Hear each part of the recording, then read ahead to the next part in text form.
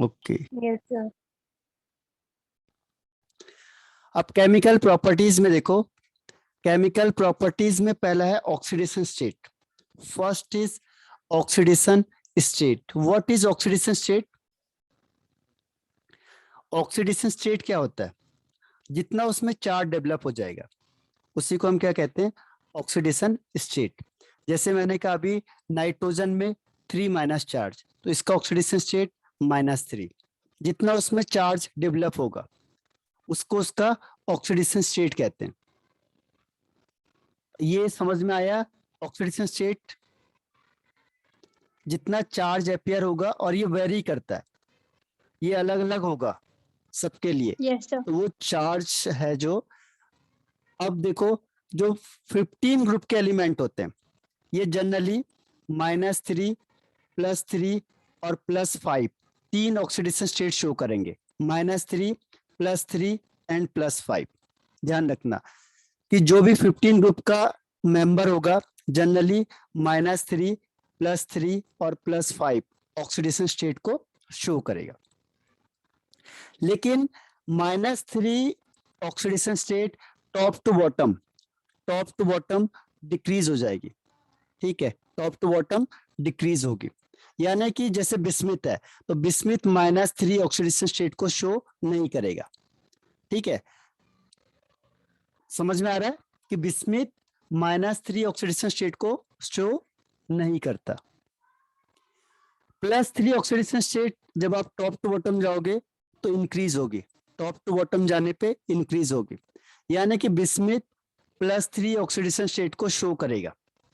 ठीक है, सबसे ज्यादा कौन शो करेगा? बिस्मिथ करेगा, क्योंकि सबसे बॉटम में वही है। तो top to bottom +3 oxidation state increase हो रही है, और +5 oxidation state top to bottom decrease होगी। ठीक है, तो +5 डिक्रीज होगी और -3 डिक्रीज होगी। और कौन इंक्रीज होगा? केवल +3 ऑक्सीडेशन स्टेट इंक्रीज होगा। क्लियर? Yes sir. ओके। अब इसका रीजन क्या है, क्यों हो रहा है ऐसा? वाई? अगर मैंने क्वेश्चन कर दिया या क्वेश्चन आ गया कि जो +5 है वो डिक्रीज क्यों हो रहा है, या +3 इंक्रीज क्यों हो रहा है, तो इसका आंसर क्या होगा? हाँ, वाई।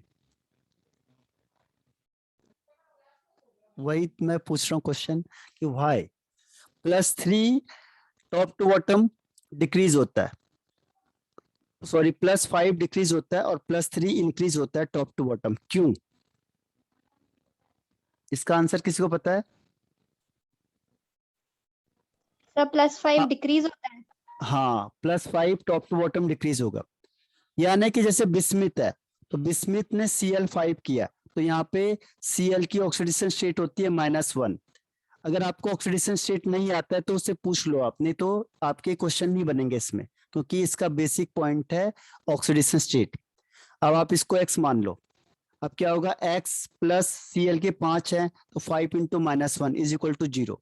तो 5 minus x minus 5 is equal to 0, तो x इज इक्वल टू 5। तो जो BiCl5 होता है ये पॉसिबल ही नहीं होता है, ये होगा ही नहीं, क्योंकि जो लास्ट वाला है वो +5 ऑक्सीडेशन स्टेट को शो नहीं करेगा।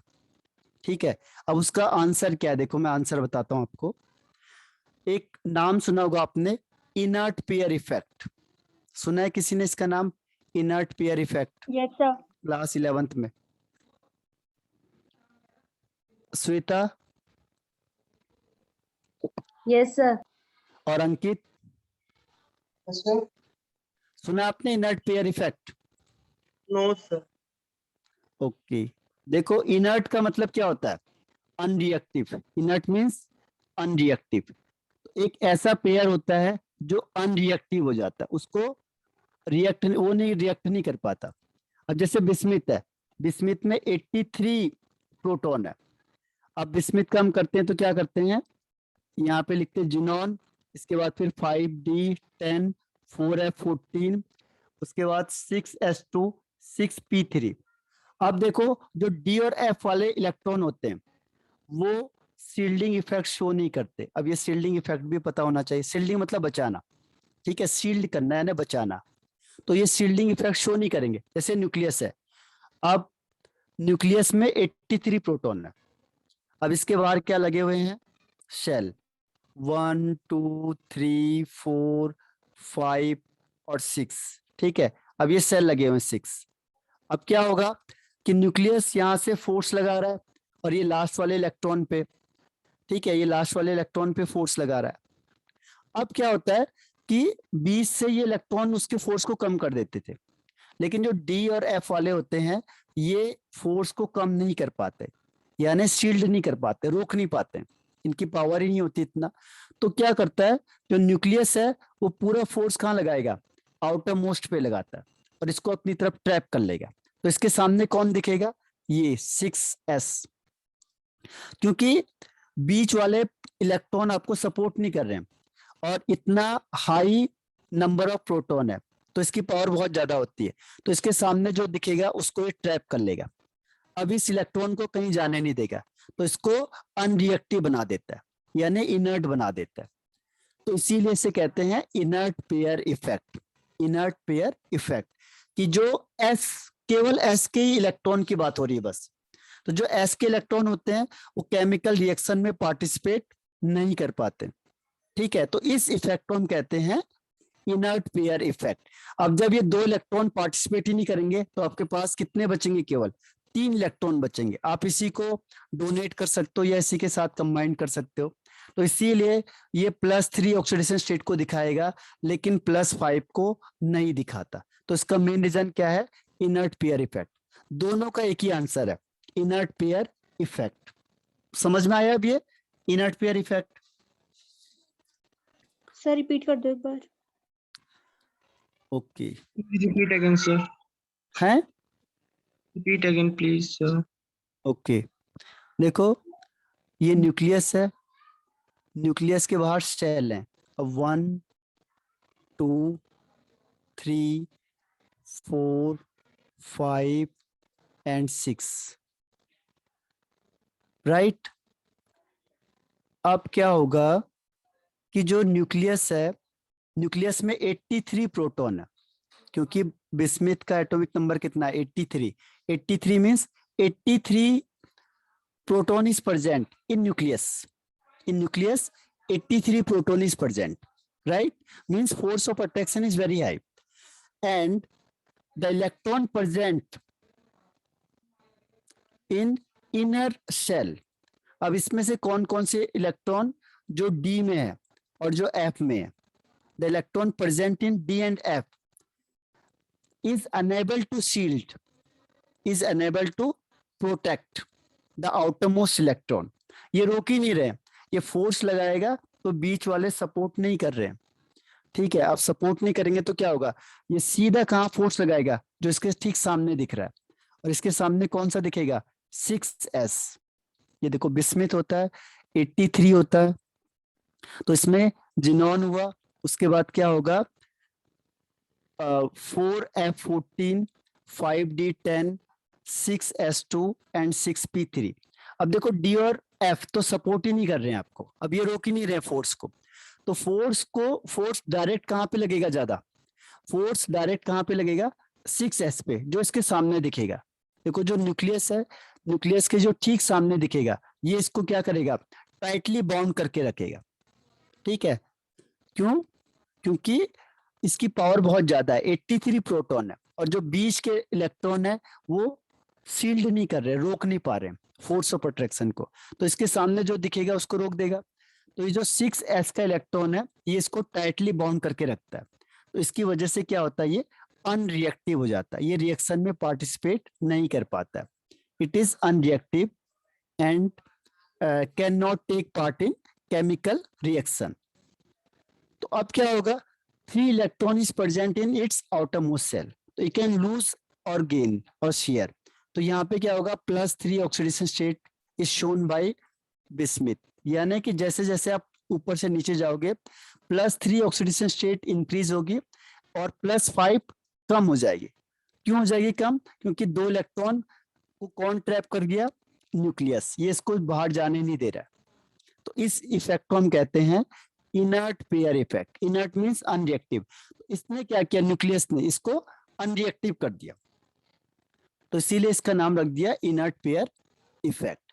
अब जैसे नाइट्रोजन है, नाइट्रोजन के पास 7 इलेक्ट्रॉन होते हैं, तो 7 इलेक्ट्रॉन होंगे तो क्या होगा, 1s2 2s2 2p3। अब इसमें डी तो है नहीं, एफ तो है नहीं, तो क्या होगा कि न्यूक्लियस फोर्स तो लगा रहा है लेकिन इसके बीच में इसको रोकने वाले हैं। ठीक है, इसकी वजह से क्या होगा, ये इन 2 इलेक्ट्रॉन को भी लूज कर सकता है और इसको भी लूज कर सकता है, तो इसीलिए यहाँ पे ये ज्यादा ऑक्सीडेशन स्टेट शो करता है। ऐसी फॉस्फोरस है, फॉस्फोरस भी +3 -3 +5 ऑक्सीडेशन स्टेट शो करेगा। रीजन क्या है कि इसमें डी और एफ इलेक्ट्रॉन नहीं होता है। ठीक है, डी और एफ नहीं होगा तो जो न्यूक्लियस होगा वो फोर्स लगाएगा, तो ये बाहर वाले जो ऑर्बिटल हैं ये इसके फोर्स को कम कर देंगे। इसकी वजह से क्या होगा, जो बाहर के दोनों ऑर्बिटल हैं 3s और 3p, दोनों के दोनों पार्टिसिपेट करेंगे केमिकल रिएक्शन में, इसीलिए +5 +5 शो कर सकते हैं। लेकिन जैसे आप हायर में चले गए, जैसे बिस्मिथ हो गया, एंटीमनी हो गया, या इससे पहले वाला आर्सेनिक हो गया, तो इस केस में क्या होता है कि डी ऑर्बिटल आ जाते हैं। मैंने कहा था आर्सेनिक में 3d आ गया, एंटीमनी में 4d आ जाता है, इसमें 5d आ गया और 4f आ गया। और जो d और f वाले इलेक्ट्रॉन होते हैं उसकी शील्डिंग इफेक्ट बहुत कम होती है। शील्डिंग इफेक्ट यानी प्रोटेक्ट करने की पावर। अब न्यूक्लियस यहाँ से है लेकिन बीच में क्या है, जो ऑर्बिटल है वो तो सपोर्ट कर ही नहीं रहे, तो इसको ये सामने जिसे देखेगा उसको ट्रैप कर देगा, इसको रिएक्शन में पार्टिसिपेट नहीं करने देगा। और किसको, जनरली s ऑर्बिटल इलेक्ट्रॉन को। तो इस इफेक्ट को हम कहते हैं इनर्ट पेयर इफेक्ट। इनर्ट मतलब इसने उसे क्या कर दिया, अनरिएक्टिव कर दिया। और अनरिएक्टिव क्यों हुआ, क्योंकि उसने उसे टाइटली बाउंड करके रखा है, टाइटली बाउंड करके रखा है।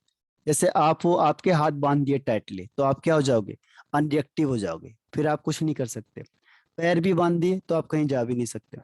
ठीक है, तो ऐसे ही क्या हुआ, जो न्यूक्लियस है इसने इस बाहर वाले इलेक्ट्रॉन को टाइटली बाउंड करके रख दिया, तो अब ये बांध दिया तो ये इलेक्ट्रॉन पार्टिसिपेट नहीं करेगा, तो अब कौन करेगा, जो बाहर वाला है। और बाहर कितने हैं, 3 इलेक्ट्रॉन, इसीलिए केवल ये +3 ऑक्सीडेशन स्टेट को शो करेगा।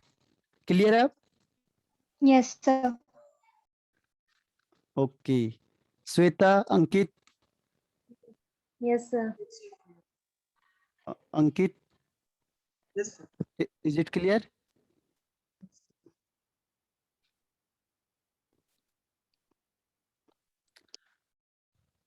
नो आंसर, आवाज नहीं आई आपकी। अंकित, यस या नो? Yes, sir.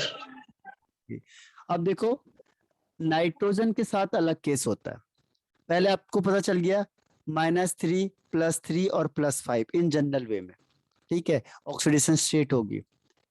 अब इसमें बेसिक चीजें होनी चाहिए थोड़ी सी क्लियर। ठीक है, अब बेसिक के लिए आप लोग को ध्यान देना पड़ेगा। अब सेकंड इसमें कोवैलेंसी,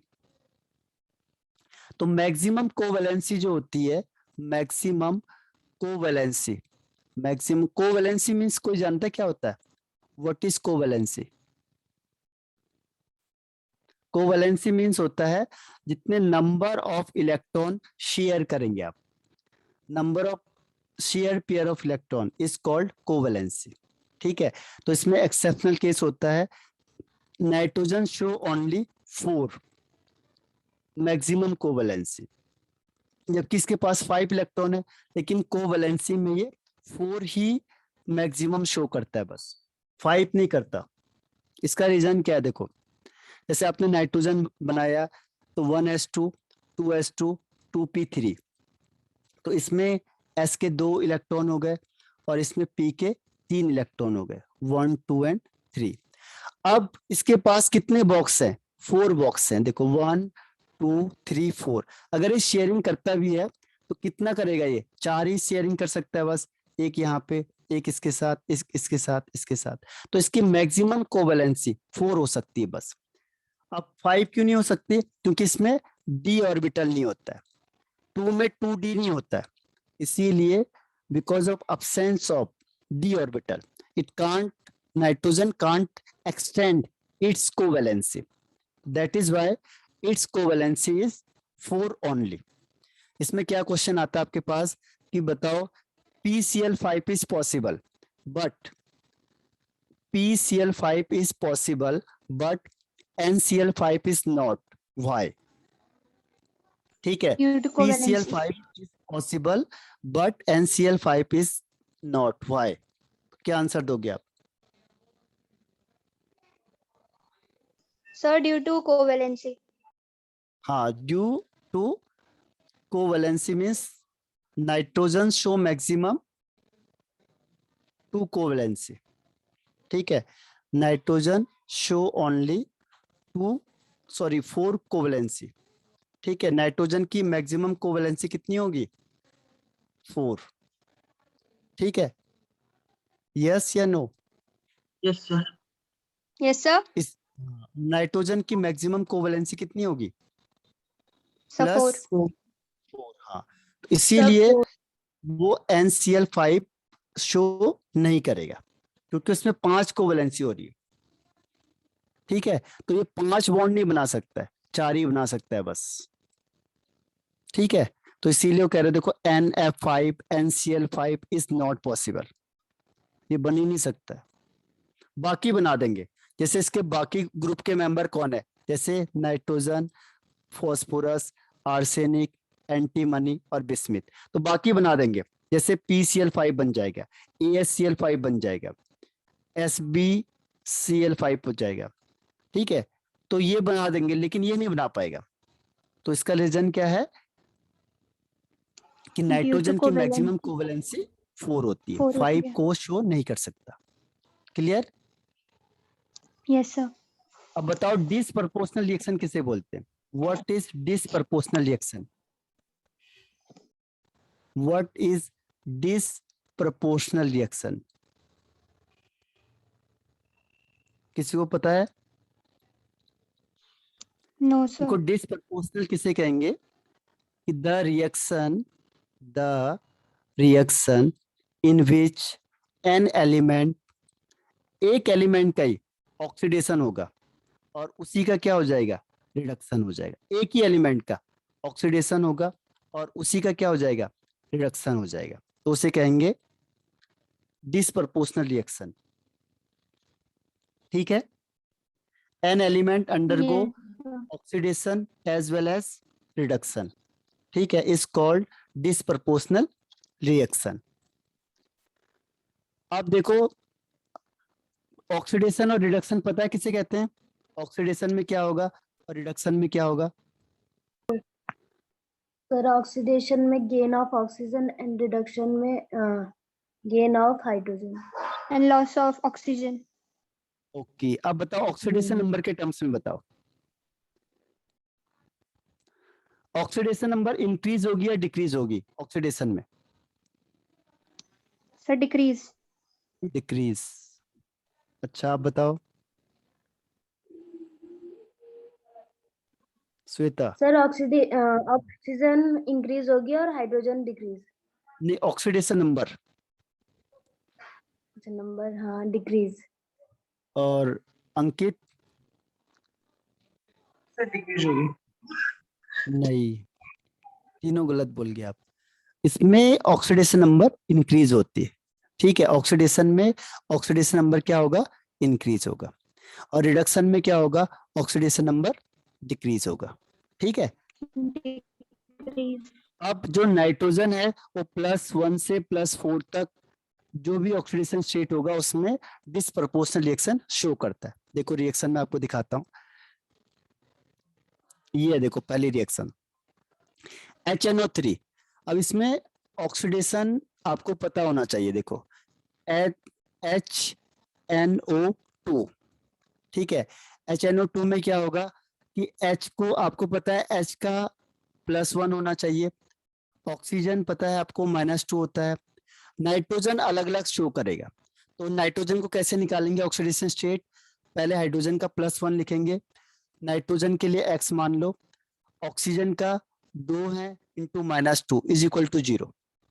अब क्या हो जाएगा? X +1 2 2 जा 4 -4 is equal to 0. X -3 is equal to 0, यानी x इज इक्वल टू +3। तो यहाँ पे नाइट्रोजन की ऑक्सीडेशन स्टेट +3 है, ये निकालना आना चाहिए आपको। ठीक है, तो +3 निकाल दी मैंने नाइट्रोजन की ऑक्सीडेशन स्टेट। क्लियर हुआ? Yes, sir. ठीक है, अब देखो ये बनाएगा क्या, HNO3। HNO3, अब इसमें फिर ऑक्सीडेशन स्टेट चेक करेंगे। हाइड्रोजन का +1, नाइट्रोजन को x मानो, ऑक्सीजन का 3 × -2 इज इक्वल टू 0। अब क्या होगा देखो, 1 + x 3 2 जा 6 इज इक्वल टू 0। अब 6 में से 1 गया 5, तो x - 5 is equal to 0, x is equal to 5, तो ये 5 हो गया। अब देखो पहले +3 था, फिर +5 हुआ, तो इसका क्या हो गया, ऑक्सीडेशन। Increase. हाँ, इंक्रीज मतलब ऑक्सीडेशन हो गया। ठीक, अब दूसरे केस में देखो NO बन रहा है, तो NO में N का ऑक्सीडेशन स्टेट क्या होगा, इसको x मानो, ऑक्सीजन का आपको पता है -2 इज इक्वल टू 0, तो x इज इक्वल टू +2, तो यहाँ पे नाइट्रोजन +2 हो गया। तो अब बताओ क्या हो गया, पहले -3 था, अब -2 हो गया, Reduction. इसका क्या हुआ, रिडक्शन। तो एक ही एलिमेंट का ऑक्सीडेशन होगा और उसी का रिडक्शन होगा, उसे कहते हैं डिसप्रपोर्शनल रिएक्शन। क्लियर है अब? Yes, sir. Yes. ओके, एक और एग्जांपल दिया उसने, देखो इसका, ये H3PO3, इसमें क्या होगा, 3 × 1, P को x मान लो, ऑक्सीजन का -2 इज इक्वल टू 0। अब क्या होगा देखो, इसको x की वैल्यू निकालो, तो 3 + x 3 2 जा 6 इज इक्वल टू 0, तो क्या होगा, x -6 है, 3 - 6 मतलब -3 इज इक्वल टू 0, तो x इज इक्वल टू +3, +3. तो इसमें ऑक्सीडेशन स्टेट +3 हो गया। अब टाइम खत्म हो रहा है, रिज्वाइन करना अपने सेम आईडी पे। Yes, sir.